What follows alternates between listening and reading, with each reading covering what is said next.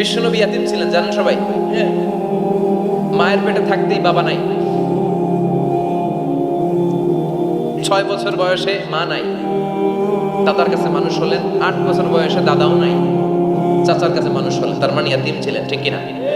আপনি ইয়াতিম ছিলেন, আমি আপনার আশ্রয় দিয়েছি।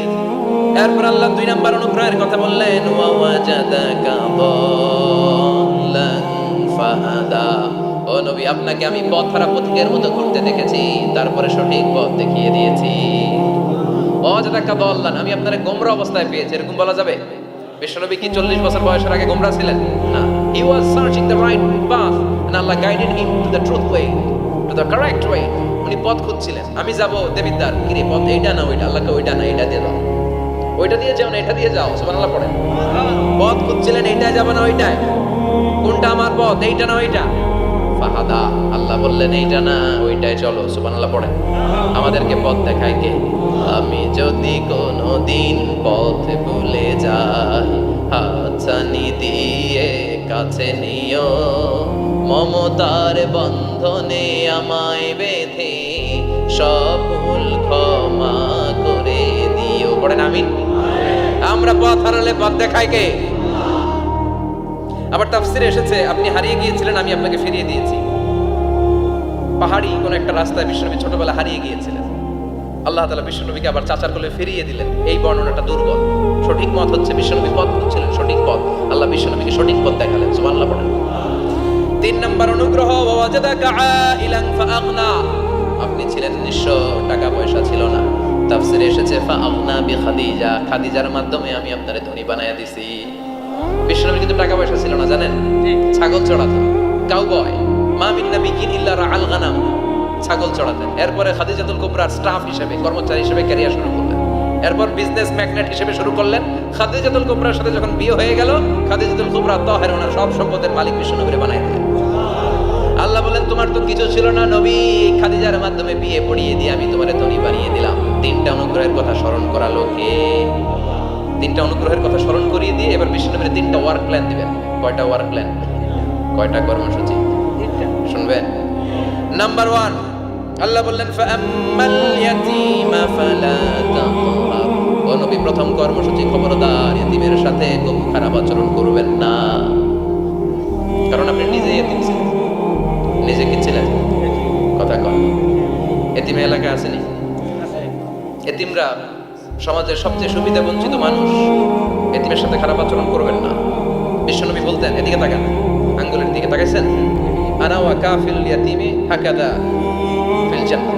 আমি এবং ইতিমের রক্ষণাবেক্ষণকারী, লালন পালনকারী একসাথে এইভাবে জান্নাতে থাকবো। ইতিমের পালনকারী আমার প্রতিবেশী হবে, আর লালন পালন করবে তো দূরের কথা, ইতিমের মাল খাইয়া শেষ। আছে না নাই? ইন্নাল্লাযীনা ইয়াকুলুনা আমওয়ালাল ইয়াতামা যুলমান ইন্নামা ইয়াকুলুনা ফি বুতুনিহিম নারা ওয়া সায়াসলাউনা সাঈরা। তুই ইতিমের মাল খাস, তুই ইতিমের সম্পদ খাস নাই, তুই জাহান্নামের আগুন পেটে ঢুকিয়েছিস। ইতিমের সম্পদকে সে রক্ষণাবেক্ষণ করে দিয়ে ইতিমের একটা ব্যবস্থা করে দিবে, ওইটা না, ইতিমের সম্পদ মাইরা খায়া ফেলায়। তুমি ইতিমের সম্পদ খাও নাই, তুমি জাহান্নামের আগুন পেটে ঢুকিয়েছো। ইতিমকে ভালোবাসবেন, ইতিমরে ভালোবাসা মানে নবীরে ভালোবাসা। কারণ আমার নবী ইতিম ছিল, ঠিক কি না? ইতিমের মাথায় হাত বুলিয়ে দিবেন। আল মাসহু, খেয়াল করেন, আল মাসহু আলা রাসিল ইয়াতীম ইউসিলু কাসওয়াতাল কলব। ইতিমের মাথায় হাত বুলিয়ে দিলে হৃদয়ের কাঠিন্যতা দূর করে দেয় কে? এক সাহাবী এসে বললেন, ইয়া রাসূলুল্লাহ, জাআ রাজুলুন ইলা রাসূলিল্লাহ ওয়া ইয়াশতাকি কাসওয়াতাল কলব। এক লোক এসে বলে, নবী, আমার হৃদয়টা বড্ড শক্ত, হৃদয় নরম হয় না, এমন কিছু আমারে শিখিয়ে দেন যাতে হৃদয়টা নরম হয়ে যায়। বিশ্বনবী বললেন, তোমারে 3টা কাজ করতে বলবো। 1, ইরহামিল ইয়াতীম, ইতিমের প্রতি রহমদিল হও। 2, আমসাহ আলা রাসি, ইতিমের মাথায় হাত বুলিয়ে দাও। 3, আতইম তাআমাকা মাআহু, তোমার খাবার তার সাথে শেয়ার করো। ইয়ালিনু কলবুক, তোমার হৃদয়টা নরম হয়ে যাবে। অনেকে আছে দোয়া করলে চোখ দিয়ে পানি বের হয় না, আছে না নাই? কঠিন হৃদয়, হৃদয় নরম হয় না। ইতিমের মাথায় হাত বুলিয়ে দিবেন, আপনার হৃদয়টারে নরম করে দিবে কে? যাদের ঘরে শান্তি নাই, জ্বালা যন্ত্রণা, একটু এতিমখানায় যাবেন, কিছু দান সদকা করবেন। ওরা খেতে পায় না, ওদেরকে খাবার দিয়ে আসবেন, একটা গরু দিয়ে আসবেন, একটা খাসি দিয়ে আসবেন, ওরা খাবে, আপনার জন্য দোয়া করুন। আর মাথায় একটু হাত বুলিয়ে দিয়েন। বিশ্বনবীর আল্লাহ বললেন, নবী ফাআম্মাল ইয়াতীমা ফালা তাকহার, এতিমকে তুচ্ছ জ্ঞান করবেন না। আপনি নিজেও এতিম ছিলেন, ছোটবেলা বিকেলে খেলতে খেলতে সবার বাবা এসে ছেলেদেরকে নিয়ে যেত, আপনারা নেয়ার মতো কেউ ছিল না। আপনি নিজে এতিম ছিলেন, আপনি ওদের দুঃখ বুঝবেন, এজন্য খবরদার। ফাআম্মাল ইয়াতীমা ফালা তাকহার, বিশ্বনবীর আল্লাহ ধমক দিয়ে বলে ফালা তাকহার, এতিমদের প্রতি কঠোর হবেন না, তুচ্ছ জ্ঞান করবেন না, এতিমের সাথে রূঢ় আচরণ করবেন না। এতিমের সাথে রূঢ় আচরণ করা কবিরা গুনাহ। এদের নামে আল্লাহ কোরআনে একটা সূরা দিয়েছেন, আল মাউন। আরাআইতাল্লাযী ইউকাযযিবু বিদ্দীন, পড়েন ফাযালিকাল্লাযী ইয়াদুল ইয়াতীম, ইয়াদুল ইয়াতীম। আপনি কি দেখেন নাই, ওরা দিনকে অস্বীকার করে আর ওরা এতিমকে ঘাড় ধাক্কা দিয়ে বের করে দেয়। এতিমের সাথে যারা খারাপ আচরণ করে এরা কখনো ভালো মানুষ হতে পারে না। এজন্য এতিমের সম্পদ অন্যায়ভাবে আত্মসাৎ করা যাবে। এতিমের মাথায় হাত বুলিয়ে দিলে হৃদয়টারে নরম করে দেয় কে? বিশ্বনবী এতিম ছিলেন, তাই এতিমের দরদ বিশ্বনবী ভালো বুঝেন। এজন্য বিশ্বনবীর প্রথম ওয়ার্ক প্ল্যান কর্মসূচি দিলেন, ফাআম্মাল ইয়াতীমা ফালা তাকহার, খবরদার নবী এতিমের সাথে কখনো খারাপ আচরণ করবে। 2 নম্বর কর্মসূচি, ওয়া আম্মাস সাইলা ফালা তানহার, ও নবী যারা সাইল, যারা ফরিয়াদি, যারা ভিক্ষুক, কখনো তাদেরকে ধমক দিবেন না। ভিক্ষুককে ধমক দিয়েন না, ফিরিয়ে দিয়েন না। আমরা ভিক্ষুককে ধমক দেই, ফিরিয়ে দেই। গাড়ির মালিক গাড়িতে বসে আছে, রাস্তায় জ্যাম, কিছু ভিক্ষুক এসে স্যার 2টা টাকা দেয়, ধমক দেয়, আছে না নাই? ও ভাঙ্গা থালা হাতে নিয়ে দাঁড়িয়ে আপনার কাছে টাকা চায়। আপনি বড় সাহেব, ওরেও বড় সাহেব বানাইতে পারতো কে? ওই ভাঙ্গা থালাটা আপনারে হাতে দিয়ে রাস্তায় নামাইতে পারতো কে?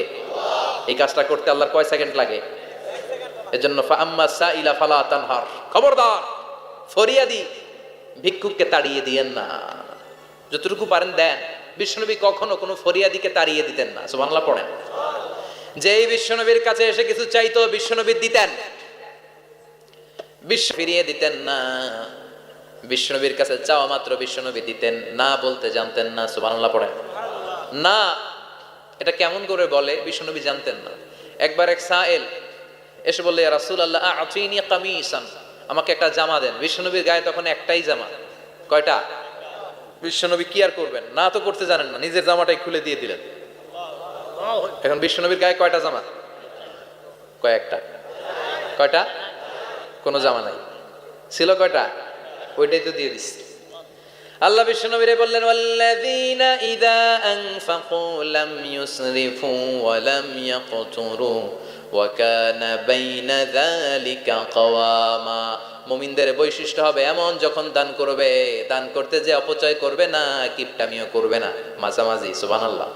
মানে বুঝালেন নবী, আপনার যদি 2টা জামা থাকতো না হয় একটা দিতেন। ছিল কয়টা? তো ওইটা যে দিয়েছেন আপনি গায়ে দিবেন কি? কি নবী ছিল? একটা ছিল, একটাই দিয়ে দিয়েছে। সুবহানাল্লাহ পড়েন। এজন্য যারা সাইল, ফরিয়াদিদেরকে তাড়িয়ে দেয়া যাবে না। উপরের হাত নিচের হাতের চেয়ে উত্তম যারা দান করে, যারা সাইল ফরিয়াদিদেরকে দেয়, ভিক্ষুকদেরকে যারা দেয়, তাদেরকে পছন্দ করে কে? দে যাকাত, দে যাকাত, তোরা দে রে যাকাত, তোর দিল খুলবে পরে, আগে খুলু খাত। দে যাকাত, দে যাকাত, তোরা দে রে যাকাত। ঠিক কি না? দানশীলদের পছন্দ করে কে? আল্লাহ কৃপণদেরকে পছন্দ করে না, আল্লাহ দানশীলদেরকে পছন্দ করে। ডান হাত যা দান করে বাম হাত তা জানে না, তার মানে গোপন দান। কি দান? গোপন দান আল্লাহর কাছে প্রিয়। গোপন দান আল্লাহর ক্রোধকে প্রশমিত করে, কমিয়ে দেয়। আপনার কোনো পাপ কাজের কারণে আল্লাহ যদি আপনার উপর রেগে থাকে, আপনি গোপন কিছু সদাকা করবেন, দেখবেন আল্লাহর রাগ কমে গিয়েছে, আল্লাহ আপনার উপর খুশি হয়ে গিয়েছে। সুবহানাল্লাহ পড়েন। কিন্তু লোক দেখানো যদি 1 কোটি টাকা দেন, অমুক ভাই মসজিদের জন্য দান করেছে 5 লক্ষ টাকা, বলেন মারহাবা। ওই কয় মারহাবা। তো এই যে মারহাবা মার্কা যে দানটা, এটাতে কোনো সওয়াব যদি যদি তার মনের ভিতরে এই ইন্টেনশন থাকে যে আমারে মারহাবা বলবে, আমাকে হাতেম তায়ের চাচাতো ভাই বলবে, আমাকে দানবীর সমাজসেবক বলবে, শিল্পপতি বলে তাকবীর দিবে, ঘোষণা দিবে, এই ইন্টেনশন নিয়ে যদি থাকে, এই 5 লক্ষ টাকায় কোনো কানা পরিমাণ সওয়াব হয়েছে, এটারে মিজানের পাল্লায় তুলে দিলে কিয়ামতের দিন কোন ওজন হবে?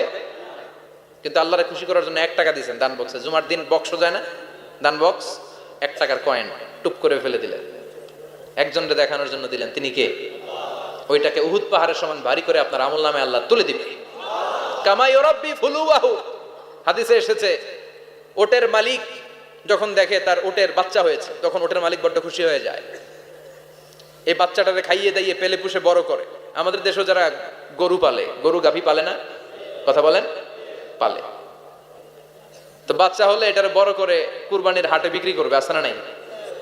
এটা আস্তে আস্তে বড় করতে থাকে, বড় করে করে বিশাল নাদুস নাদুস করে। আল্লাহ বলে যে এই দানটা তুই আমার জন্য করেছিলি, ওটা যদিও সামান্য হয়, আমি বাছুরের মতো খাইয়ে দাইয়ে পেলে পুষে বিশাল বড় করে উহুদ পাহাড়ের সমান করে তোর আমল নামার ভিতর কিয়ামতের দিন ঢুকায় দেব। এজন্য আম্মা সাইলা ফালা তানহার, খবরদার ভিক্ষুককে ধমক দিবেন না। 3 নাম্বার কর্মসূচি, ওয়া আম্মা বিনিআমাতি রাব্বিকা ফাহাদ্দিস, আপনার রবের পক্ষ থেকে যেই নিয়ামতগুলো পেয়েছেন এগুলোর বর্ণনা শুরু করে দেন। ওয়া আম্মা বিনিআমাতি রাব্বিকা ফাহাদ্দিস, রবের পক্ষ থেকে যেই নিয়ামত পেয়েছেন এগুলো বর্ণনা শুরু করে দেন। অনেকে আছে আল্লাহর পক্ষ থেকে অনেক নিয়ামত পেয়েছে, এগুলোর প্রকাশ ঘটায় না, আছে না নাই? কথা কন। কোটি টাকার মালিক হয়েছেন আপনি, কোটি কোটি টাকার মালিক। অনেকে আছে হাজার কোটি টাকার মালিক, সিরা জামা পরে, আছে না নাই? তো আমাদের সিরা জামা পড়তে কইছে কে? আপনি কোটিপতি, আপনি দামি জামা পরবেন, আপনি দামি গাড়িতে চড়বেন, আর শুকরিয়া করবেন কার? আপনাকে আল্লাহ ছেলে মেয়ে দিয়েছে অনেক, বলেন যে আল্লাহ আমার অনেকগুলো ছেলে দিয়েছে, আলহামদুলিল্লাহ, সবগুলো নামাজ। আল্লাহ আমার অনেক সম্পদ দিয়েছে, আলহামদুলিল্লাহ, আমি যাকাত দেওয়ার চেষ্টা করি। সব বলবেন শুকরান লা ফখরান, শুকরিয়া করে বলবেন, কোনো ফখর করে নয়। তার মানে আল্লাহর দেয়া নিয়ামতের শুকরিয়া আদায়ের মধ্যে, ওটা প্রকাশ করার মধ্যে কোনো দোষ নাই। চিৎকার করে বলেন ঠিক কি না? এজন্য আল্লাহ বললেন ওয়া আম্মা বিনিআমাতি রাব্বিকা ফাহাদ্দিস, আল্লাহর দেয়া নিয়ামতের শুকরিয়া আপনি করেন, আল্লাহর দেয়া নিয়ামতের বর্ণনা আপনি শুরু করে দেন। সুবহানাল্লাহ বলেন। তাহলে 3টা কর্মসূচি দিলেন, চিল্লায় বলেন কয়টা? 1 নম্বরে আল্লাহ বললেন ফা আম্মাল ইয়াতীমা ফালা তাকহার, খবরদার এতিমদেরকে ধমক দিবেন না, যারা সুয়াল করে ফরিয়াদ করে তাদেরকে ফিরিয়ে দিবেন না, আর নিয়ামতের শুকরিয়া করেন। সুবহানাল্লাহ পড়েন। আপনারা ওদিকে তাকাচ্ছেন কেন? মোহতারাম মুফতি ডক্টর আবুল কালাম আজাদ বাশার ভাই সামনে আপনাদেরকে দেখা দেওয়ার জন্য এদিকে আসবে, আপনাদের মুখটা আমার দিকে করেন। সূরাতুদ দুহার কথা বুঝতে পেরেছেন? সূরাতুদ দুহার সেন্ট্রাল থিম কি বলেছিলাম মনে আছে? হতাশ হওয়া যাবে, নিরাশ হওয়া যাবে, হাল ছাড়া যাবে। আবার বলেন, হতাশ হওয়া যাবে, নিরাশ হওয়া যাবে, হাল ছাড়া যাবে, ভরসা রাখতে হবে। ভরসা রাখতে হবে কার উপর? চিল্লায় বলেন কার উপর? আমরা যেন হতাশ না হই, নিরাশ না হই, আমরা যেন হাল ছেড়ে না দেই, আমরা যেন আল্লাহর উপর ভরসা রাখতে পারি। আল্লাহ তুমি তৌফিক দাও। আপনারা সবাই ভালো থাকবেন, সুস্থ থাকবেন, সুন্দর থাকবেন।